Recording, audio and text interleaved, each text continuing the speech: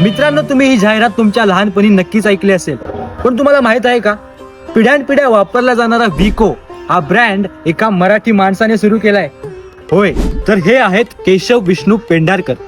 नागपूरमध्ये त्यांचे किराणा मालाचे दुकान होते, पण ते पुरेसे नव्हतं. आपल्या कुटुंबासाठी काहीतरी मोठं करायचं होतं, म्हणून त्यांनी मुंबई गाठली. आणि मुंबईत आल्यानंतर परळमधील एका छोट्याशा खोलीत सुरू झाली खरी क्रांती.